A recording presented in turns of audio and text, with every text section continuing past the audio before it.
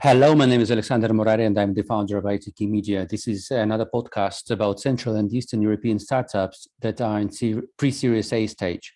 And our guest tonight is Jēkabs Endziņš, the co-founder of Roibox, or Jēkabs for the global audience. Roibox is a SaaS platform that improves ad campaigns by increasing geographic accuracy, to put it in a very shortcut. Now, so first and foremost, labrīt, yeah, Jēkabs. Yes, labrīt would be good morning, but pronounced very well. Also, my name is.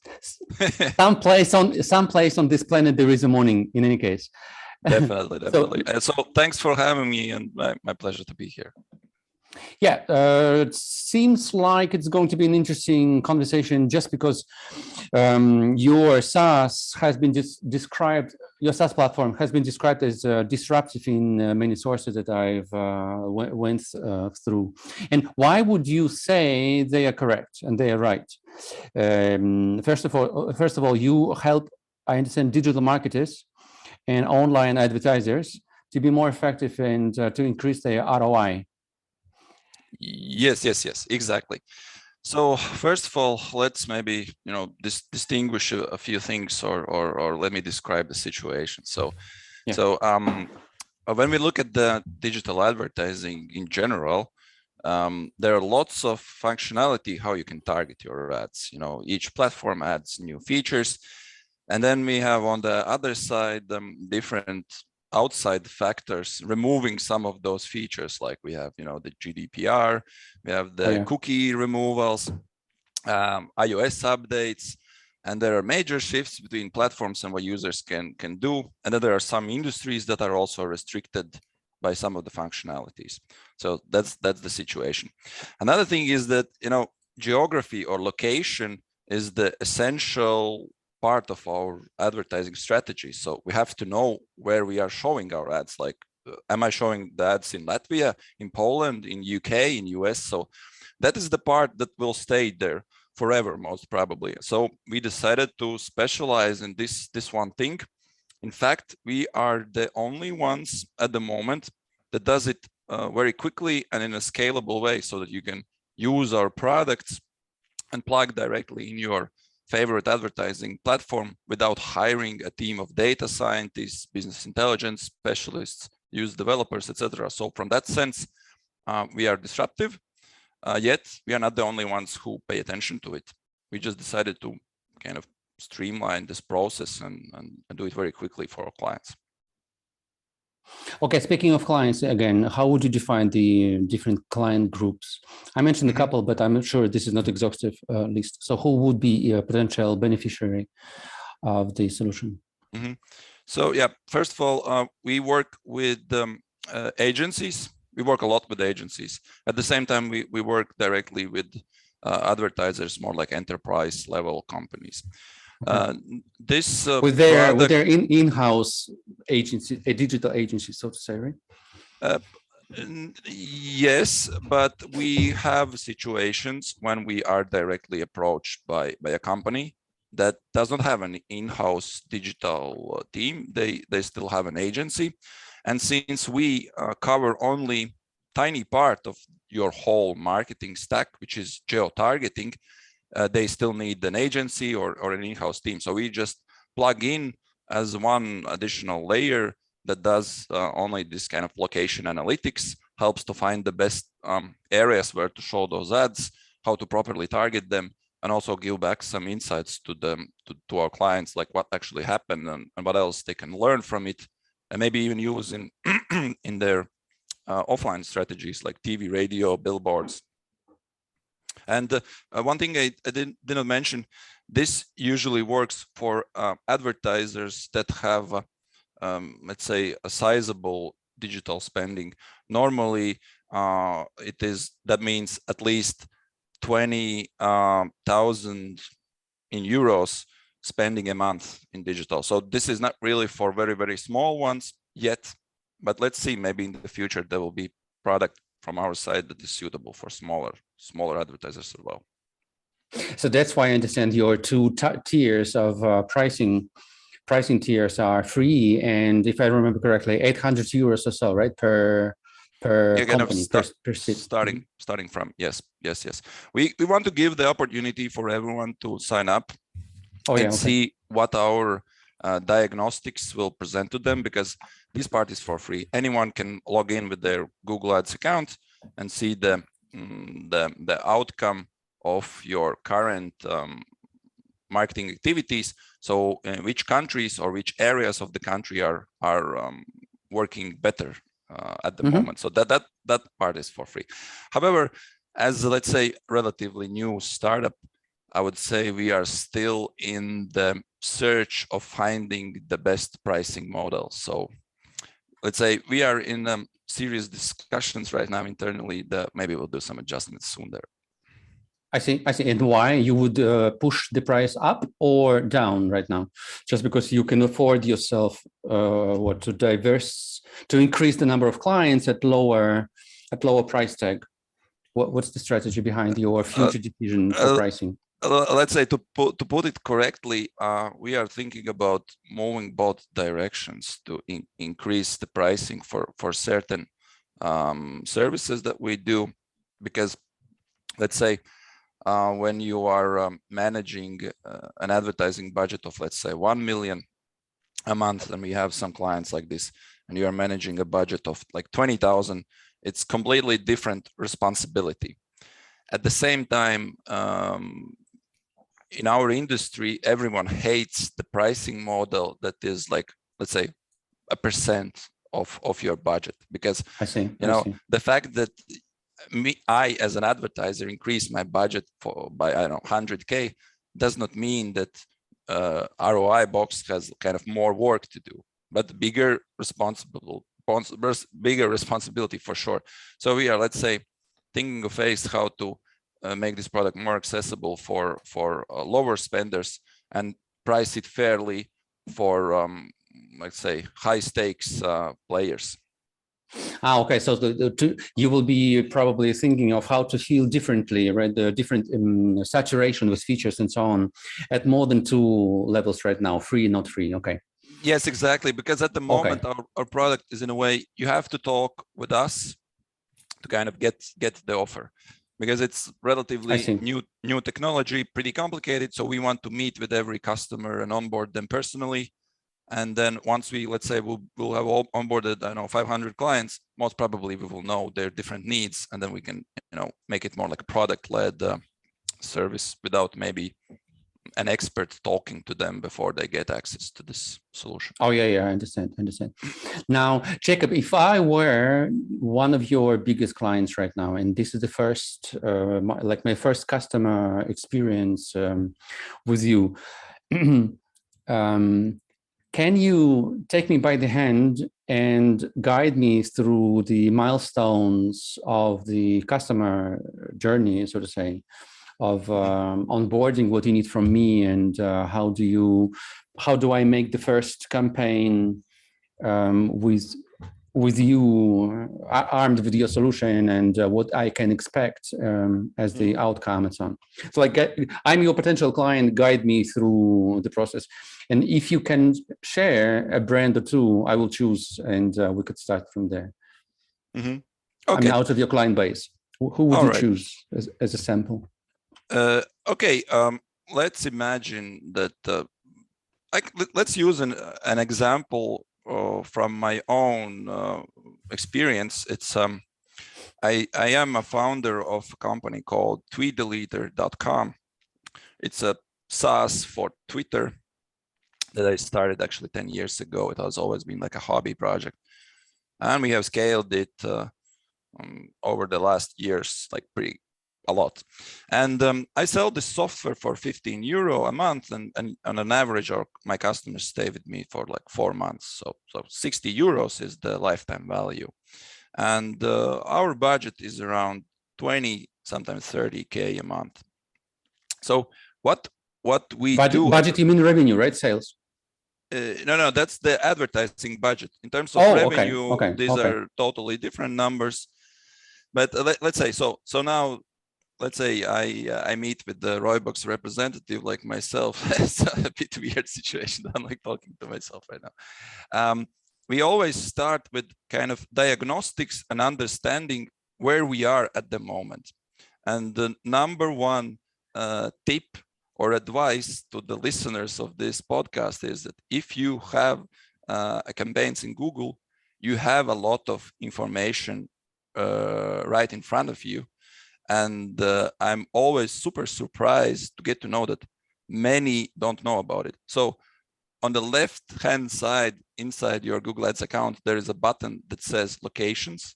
And if you press on it, you have lots of interesting data there. So this is the starting point. What we do, we check, okay, which are the target markets that you actually sell your products to, and see what is the, let's say, spending per country. So you see a breakdown. And now let me go back to the tweet deleter case. So when I look at this report, I see that Canada is my number one market. I spend around 2,000 to 3,000 euros there. And I can see what are my, let's say, conversion costs. So I get one client there for 15 euros. So that was my goal. That's how I optimize my campaign. So whenever I pay for one client 15 euros, it means that in the lifetime I have 60 euros. So I'm 45 euros profit for each client. So it's good business for me. And the thing is that you can actually check how this budget is spent inside each country more precisely. I can see how it's spent on a regional level and then on a city level. And once you go deeper and deeper, you can actually see that in some of the cities, I pay 30 euros to get one customer. And in some of the areas, I pay like only 1 euro. The spread is very huge. And that is the situation for any business, actually. So the number one thing that we tell to our customers, and our hypothesis is that your clients are not everywhere. Not everyone is equally likely to buy from you, even if you are Apple, Coca-Cola, or some kind of religion. There's no brand that is meant for everyone. And the thing is that these clients are not spread out throughout the country evenly. They concentrate somewhere. And this report is a good starting point to get to understand this, that there are some areas where your ads are performing better. So this is the number one thing that we do. Once we have detected that, we have multiple strategies, what we do in order to shift more budget to the areas where your ads are currently performing well. We take into account different data that we have, like socioeconomic data, for example, age, income, education, population density, also real estate data, crime rates, and for some clients, even the weather. And then let's say our algorithm calculates the best combination where to target your ads. And then our solution plugs into your ad account without IT involvement. We say, Google, okay, now these are the locations where you should be showing ads. These are the locations where you should not be spending a cent. And then we go deeper and deeper. This targeting becomes much more precise. And let's say after a couple of months, when you press on the same button, locations, you will see lots of coordinates, lots of very small areas, and some of those will have some micro adjustments made. For example, let's say in one area we are ready to pay more for each click. In some area we are ready to advertise, but for a smaller price, etc., to maximize the goal of our client. So this makes them. So I understand the analysis of the geographical, let's say, geo-effectiveness of the campaign. But then, if can I make an algorithm or put into motion an algorithm so that your solution redistributes the budget to really effective locations automatically, or do I see the results of your analysis and then I manually redistribute or change focus of the budget? Oh, yeah, so very good that you asked this. I skipped this part. We do it on your behalf. At the moment, I would say it's still a bit of manual work on our end, but we are very quickly moving towards complete automation. However, our client always has an option to give the restriction. To override. Okay. of course, they can override, they can switch us off, pause the campaign at any time, because another important thing is that we are working inside our client's ad account. What I have seen in the industry that sometimes some players says that if you want to work with us, this is our account, you have to move somewhere else. If you stop working with us, the data stays with the company that is doing. That's not the case. Completely opposite. Our clients have full control, and we are ready to share also our know-how, because the data will stay with them anyway. Yeah. You're not hungry to import clients' data into your own solution and so on. You are integrating into widely used platforms like Google Ads, Meta, and similar, right? All of this. Yes, and we also believe that one of the benefits why to work with us is that there will simply be more insights to the customer, and those insights belong to them, because these insights are generated with their ad budget. So they should be able to access them at any time and plan their strategy. Let's make one step backwards and jump into your own backend. Where do you get the data from? What are your raw data sources? Because you mentioned what socioeconomic age, all of this stuff like crime rate and whatnot. Yes. So majority of the data are actually coming from official government sources, the open data. In Europe, in EU countries, for example, you have a legislation how each member countries should report all this. So we take a lot of these data. There is work to harmonize the data, to make this data usable according to our grid technology, because what we do is we essentially split the whole world into grids. The smallest one being 1 square kilometer or square mile in US. So these are like a boxes, like a pixels. So in each of those pixels, we know what kind of data we have. So this is the socioeconomic layer. Then there is some data that we acquire. Then there is some data that we also scrape.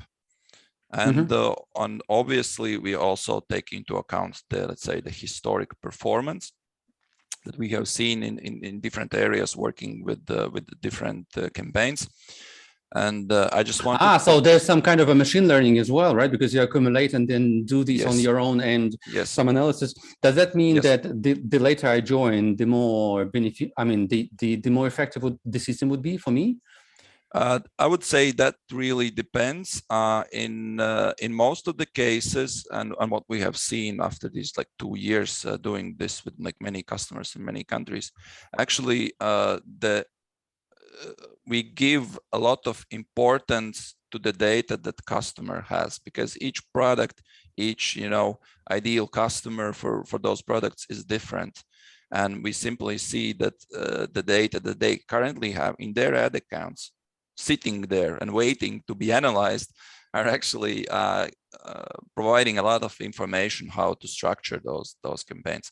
And I just wanted to say that some might think that, okay, these guys are accumulating a lot of data, like stealing some data, stealing some know-how from me.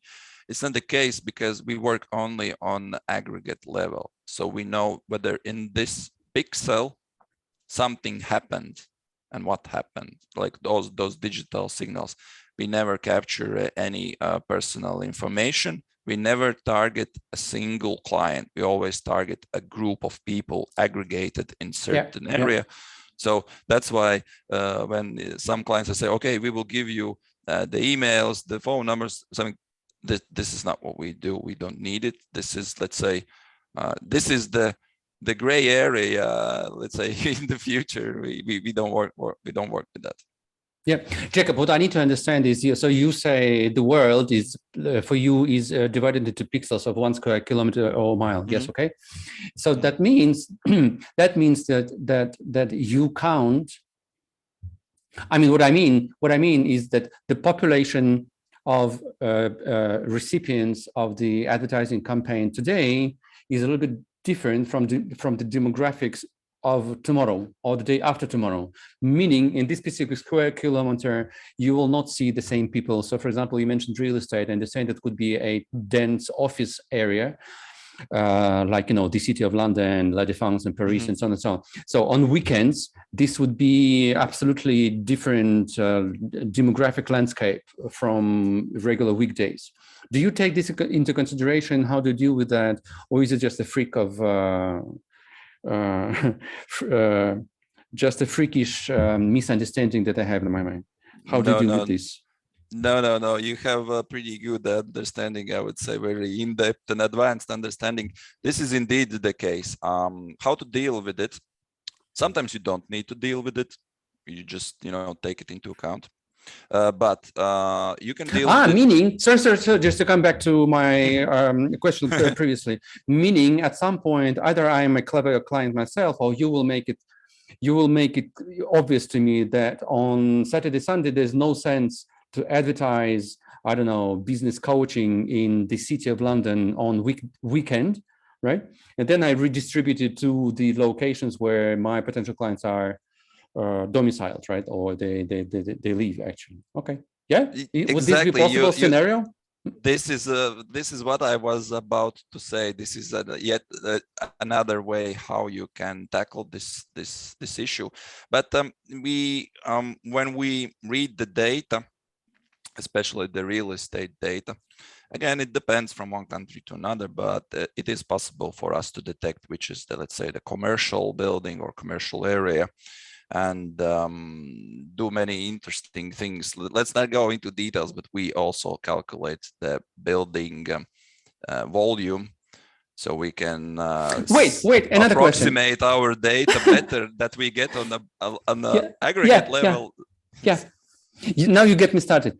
Look, what about Jēkabs? What about a shopping center? Let's say a big shopping center, which is almost like a square kilometer, not maybe exact geometric shape, but anyways, it could be. No. Wait. So let's say this is a shopping center called Jēkabs, Galeria Jēkabs, right? Okay. And so I am the owner of a competition which is opposite, across the street or maybe 1 mile away, and I'm the owner of this competitive shopping center called Alex Morari Galleria, right? Okay. Shopping center. Now, would I be able to cover this specific pixel or square kilometer, whatever? Yep. Approaching customers currently in your center, luring them to my center, just because there's a campaign or there's an event or there's something else. You know what I mean? Like then it's a so bigger precision in geotargeting of ads allows for live, sharp competition, like in live, basically, live in reality, kind of a reality show could right now 2 competitive events. And then when there's an event packed up, so you give a little bit more discount or 1 beer for free or whatever, and then you can actually see how people are moving from one location to another based on your immediate live actions. Exactly. This is how it works. And but I would say this is something that for this particular reason, anyone can do it themselves. You don't really need a ROI box to do it. This is called like proximity targeting. Let's say you have a cafe, you have a shop, maybe a few of them. You just take all the competitors' stores and do this like draw a circle around them and make all those who are nearby see your ad and go to your place. So this is, let's say, very like basic strategy what many are actually doing. What we are trying to achieve is, or where we come in very handy, let's say you have an online store or an online app, and you are pretty much serving, or your target customer is anyone within a country or even many countries. And if we are competitors, we are close by. This is our neighborhood. We know everyone. We know how people look on the street. We know who is our typical client. But what to do if you have an online store? You are selling T-shirts to anyone in Poland. You don't know each and every corner of the Poland, right? Yeah. So what we try to achieve with our products is that you kind of have the data, or your campaigns are structured in a way that the whole world becomes your neighborhood. And the neighborhood, in a sense that we have these boxes covered throughout the Poland or any other country. And we see that, okay, in this box, we have 5 purchases. In this one, we have 3, in this one. And these are the ones where we have nothing. And then we start to understand, okay, why this is so.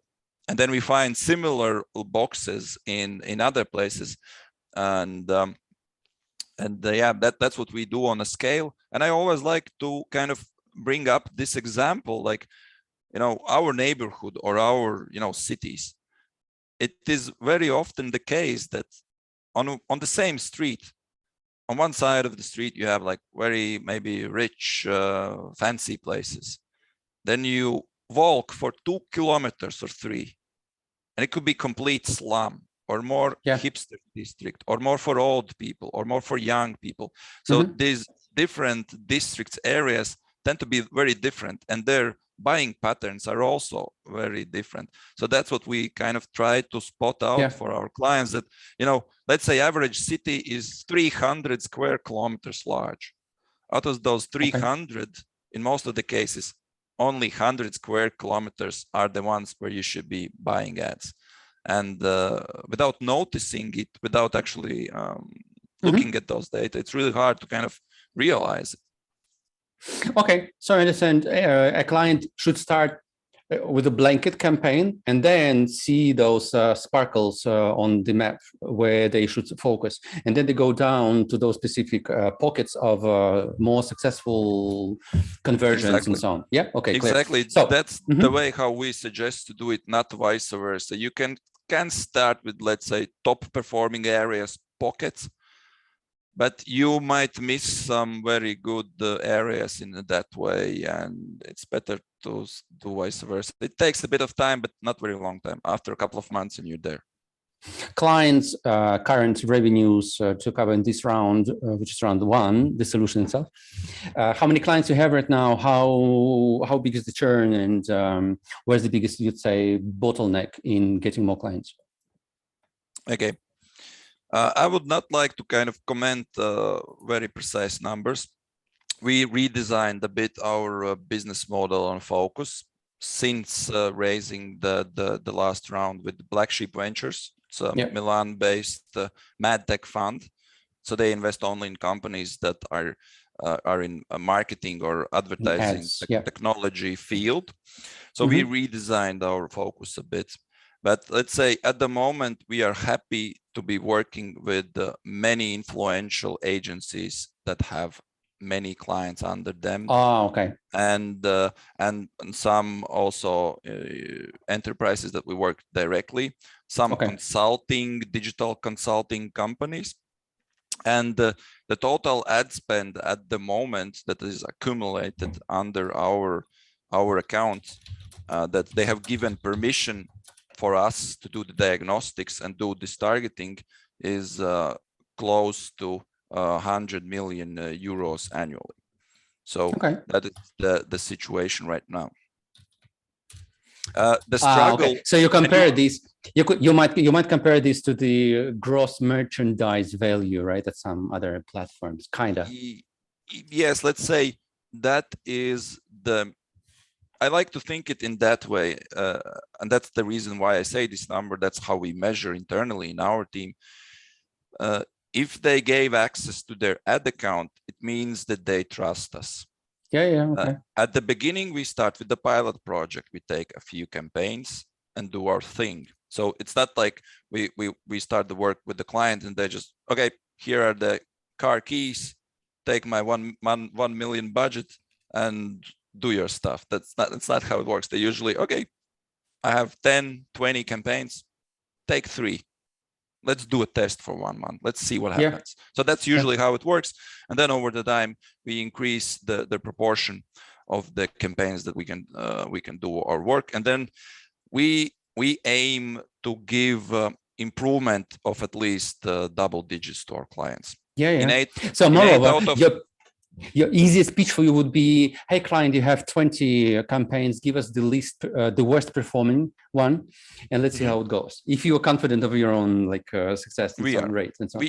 We are. This would be the easiest. This would be the easiest. In any case, you are losing money there. So give, you see, okay, so I can read between the lines. So maybe your eyes are so maybe just to kind of finish the idea.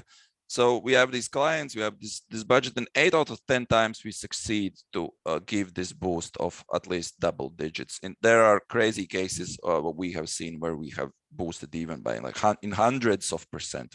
So then you can do the math. If eventually we can do this uplift for all clients, for all the budget, it's a huge saving for them. So our pricing will be adjusted accordingly, and the next time we meet, we will speak about our revenue numbers. Okay, I see. So it's not only effective, but also time saving, right? And kind of low-code, no-code solution. So it's just plug in your API and complete no-code. Cool. So in any case, then if not specific numbers, figures, and amounts, what about the countries that you are now present in, at least? On your website, you give the map of the US. I understand why and but then are you now present in the US with clients? Yes. We are very active in US.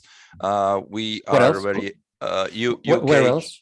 UK, Germany, and Italy. However, we do cover around 55 countries in the world. So it's the whole EU. US, Canada, some Latin America countries, a few in Africa, and in Asia as well. So that's our coverage.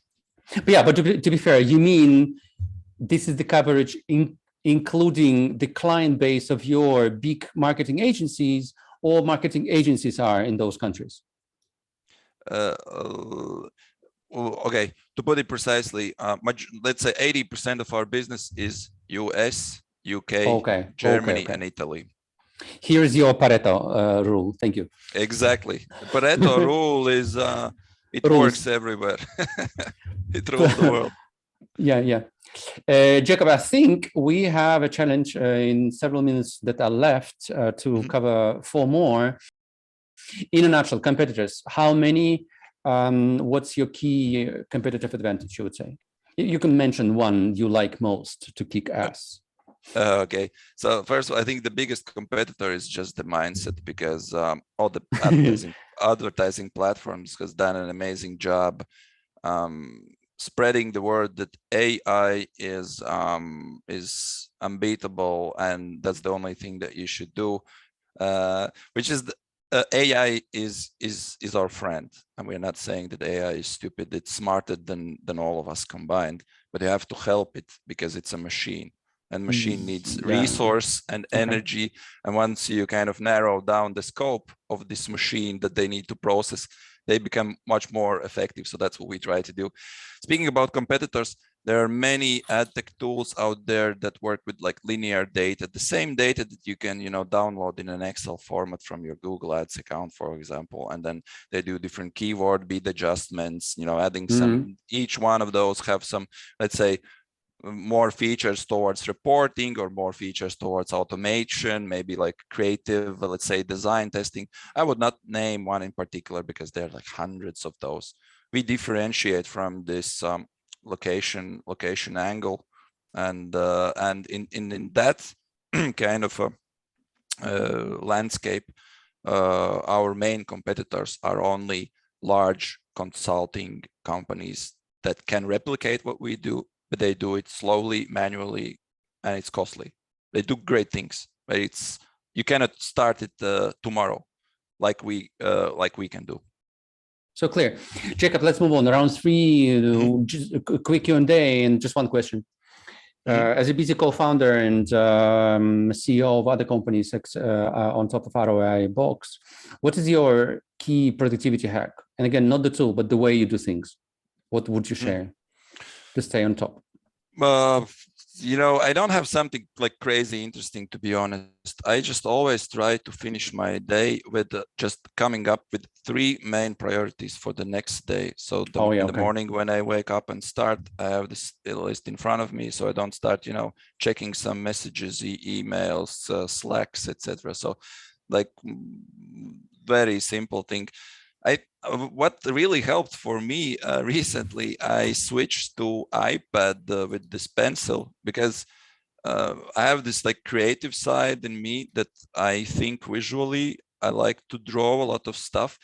And at one point, I ended up like losing those sheets of paper where I have written some notes, something I have in my home office where I'm right now, something in my office, something in my bag. So now I have everything digitally.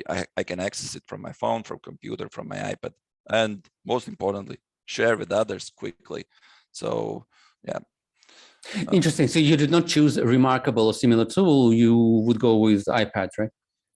Yes, because my work involves thinking about how to, let's say, structure our product, how maybe explain someone how this thing works, some prototyping, maybe some UX designing. So it's very easy to take screenshots of something, share to my team, maybe outline something, draw a circle, arrow, and yeah, it's digital and stays with us always. There's one interesting thing you mentioned. 3 key tasks you defined today that are important to achieve tomorrow, right? To execute tomorrow. Okay, correct. Now, technically, and what you mentioned, what I liked, that you wake up and first thing you see are those 3 tasks. Technically, on where? How do you see them? On your iPad? So you open up at the screen, or on the paper, or a sticky note, or in front of your, eyes on the wall, on the window. How do you do this? I use the same iPad. And first thing you see on screen are those 3 tasks, and you start with them. Cool. I mean, I think this is interesting, like a bracketing. You go to sleep after all the screens are down, and so the last thing you see those 3 tasks. Of course, the brain consciously, subconsciously works on them, and in the morning you see them again, so you forget your dreams and remember your tasks. No, it's like, to be honest, not always it happens like this. So if I don't do it, I'm tired. For example, today, before this recording, I returned from IAB Baltics opening event, like huge thing coming to Baltics, very important for digital advertising. Everyone join, please. And now I have this podcast. It's like almost like 8 p.m. Most probably I will go to say hi to my kid, and I will not write these 2 things. When I miss it, that's the first thing I do in the morning, because otherwise you just start getting into those other details and maybe miss those important stuff. Okay, cool. Amazing, specific, to the point, simple but easy to replicate kind of advice. Thank you very much. Let's move on. Round 4, the company. So the company was founded in 2020. Yep. And the founding team and the team itself, so it's Jēkabs yourself, Edvards Kaigals, head of product, co-founder, and then the whole team of wonderful people like Marcis Grinis, Marek Rudovic, Christianis Bers, Peteris Lideris, I understand. And altogether, how many people in the team? We are 16 at the moment. 16. And how do you work hybrid, all in office, all remote? We have hybrid. And we do not have like a strict rules that you have to be like, 3 days in office and 2 remote. So it's hybrid. Everyone is free to choose. You just notify. We have a system, an app for that, how we notify each other. And we are mainly in Riga. We have some people working from abroad as well. Okay, so I understand this is a pretty task or result-driven work, right? And what do you use to formulate and to monitor the results, outcomes, and so on? What software? Okay, First of all, I think we jumped over the topic of my co-founder, so I would just like to use this opportunity to say hi to them. And these are like very incredible people. I'm super happy that I met them.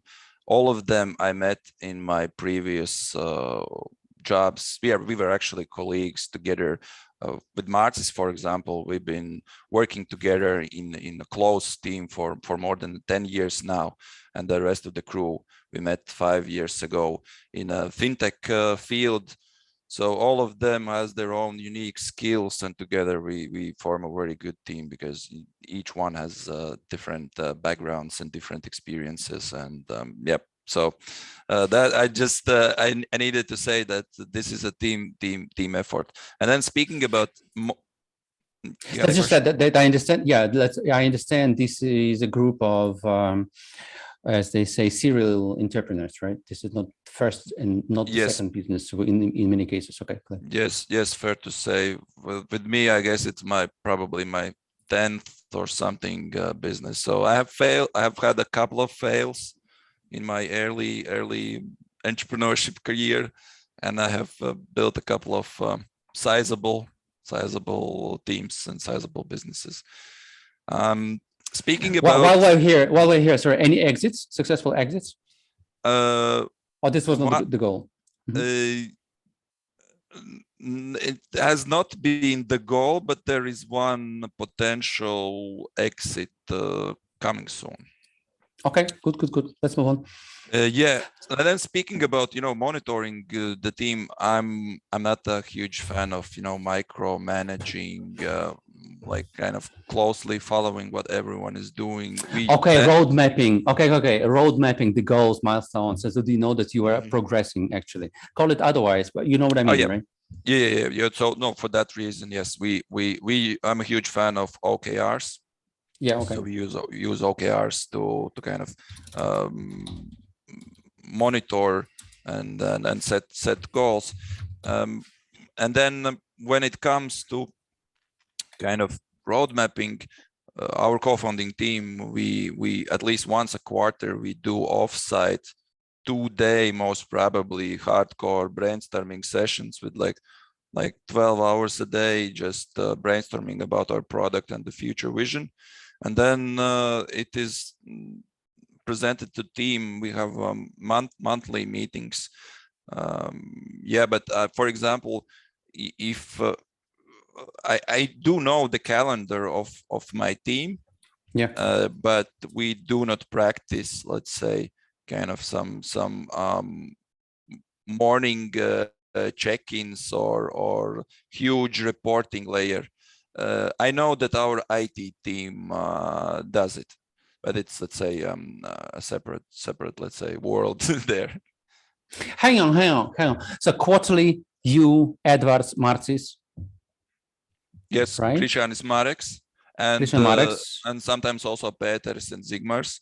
We have these. So 5-6 people quarterly, you get together for a 2-day retreat where, in a very intense IQ work, right? An exchange of ideas and so on, and you are brainstorming about the next kind of quarter. Sometimes also about the future, let's say, even like five. Let's say we have in these 2 days we have a mix of, let's say, let's review what happened in the last quarter.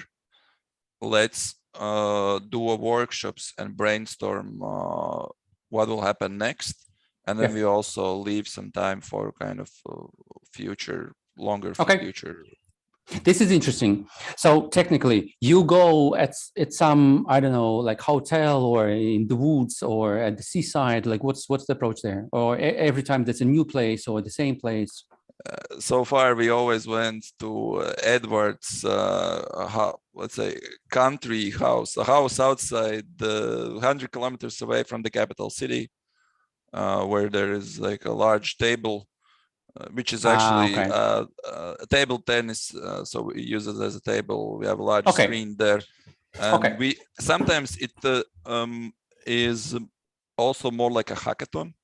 Yeah, I wanted to say that this is internal brainstorm. hackathon for the company. Yes, we brainstorm a lot of things, then maybe split into smaller groups, then give each other like 1 hour to brainstorm these topics further, and then we present, and then yeah, cool. Then we roast each other.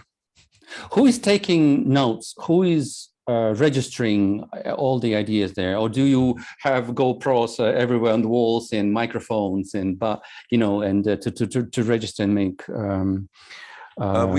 archive all ideas? Yeah. Speaking about productivity tips, we use Notion a lot. So usually when we have such a brainstorm sessions, we use Notion for that. So it's a tool that pretty much everyone can do notes, but I'm kind of trying to lead it. Sometimes also Marcis helps me with that. Then we like fellow Latvian startup, by the way, Whimsical. This is very good for mind maps, for some prototyping, wireframing, and if needed, maybe also Figma. And Figma. Okay, cool. Interesting. Okay. And this is 2 days, absolutely 100% focused on these brainstorming sessions and like hackathon for the company, the benefit, right? Yes. Okay, interesting. Do you know any other companies doing the same? Or similar? Like once in a while get together and then yes, close off from the everyday kind of routines and focus on this exchange. As far as I know, at least from my circle, that's like very common thing. Maybe with just let's say there are companies who use this opportunity for more like a team building activities. Since we are a small team and we know each other for many years, we of course do team building. We have like very like informal events, gaming nights, go play bowling, have just a beer, play PlayStation, etc. We will be organizing online Counter-Strike tournament in 1 or 2 weeks, for example. That's this thing. But like these kind of workshops outside the premise, I think it's pretty widespread thing, and I recommend everyone to do it, because only when you are away from your let's say sometimes when you are away from your comfort zone, beautiful things happen. Sometimes when you simply are away from your home, some interesting things happen. And when you don't have your notifications and meeting schedule and calls, also your mind works in a different state, and then you just focus on the thing. And if you have like nice atmosphere, you are in a countryside, it also helps. So yeah, interesting. We did it in actually in other businesses as well. Okay, cool. Last question here on the team. Are you hiring right now? What roles? Yes. We are always hiring. We are currently searching for senior .NET developer and Angular developer. So if you are a talented engineer, feel free to approach us at any time. Even if you don't see an open position, we will always find room for talented and hungry people. And that also stands for other positions.